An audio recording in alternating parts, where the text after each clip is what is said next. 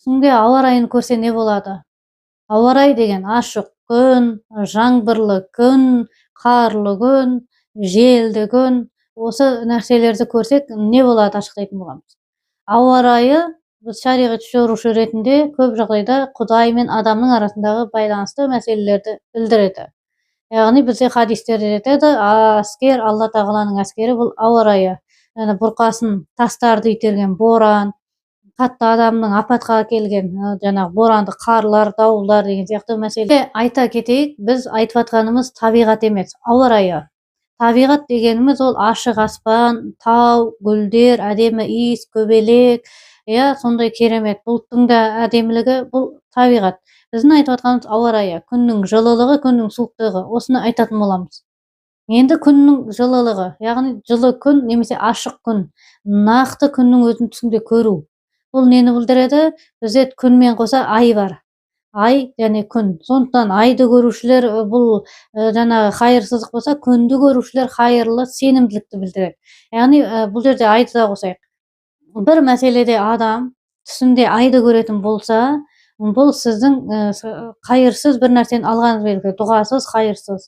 Ал сіз оның орнына күнді көретін болсаңыз, бұл қайырлы нәрсе және өте сенімді, өзіңізге сенімді, күш-қуатты білдіреді.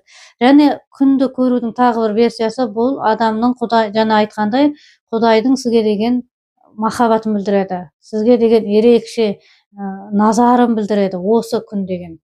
Келесі бізде жаңбыр. Жаңбырдың жауып жатуы, бұл деген сөз Алла тағаланың сізге деген әрқашанда үзілмейтін мейірімі. Үзілмейтін мейірім дегенде дұғаңыз қабыл, апат бәледен сақтаулысыз. Осы нәрсені білдіреді. Енді назар аударатын нәрсе түсіңдегі жаңбырдың тек жаңбыр болуы. Егер оған желдің қосылып кетуі, лай, батпақ, үсті басыңыз сондай лай болып өзіңізді ыңғайсыз сезініп, мысалы өмірде де сіз жаңбырға малынып, аяқ киіміңіздің бәрі су батпақ, денеңіздің бәрі болса, осылай құлап жатсаңыз, бұл сізге жақсылық әкелмейді, сіздің көңіл-күйіңізді бұздырады. Сол сияқты түсіңде де бұл жерде біз жай ғана жауған ақ жауынды немесе нөсерлі жауынды айтып жатырмыз.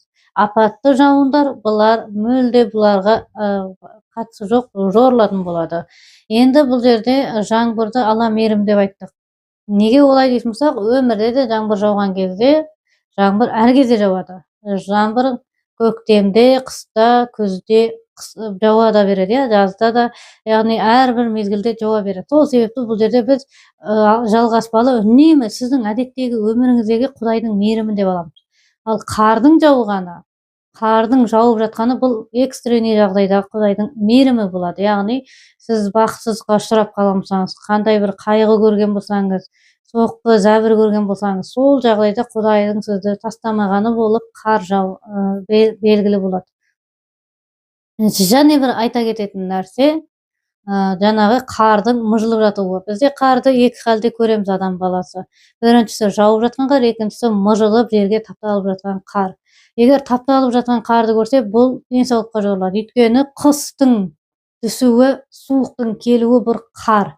Қардың 6 ай жатқаны бұл суықтық. Бәріміз жылу маусымында отырамыз, жылуымыз қосып.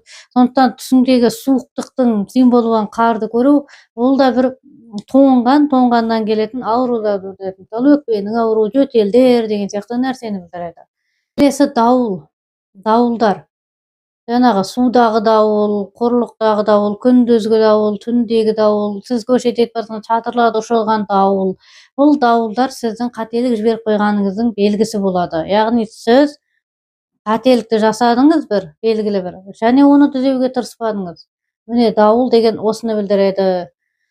Қорытынды айтқанда, ауа райы адамның Алламен қарым-қатынасы және өзінің жаңағы ішкі шешімдері мәселелеріне жорылады. Егер сіз ауа райы түстерін көрсеңіз, міндетті түрде түсіріңіз.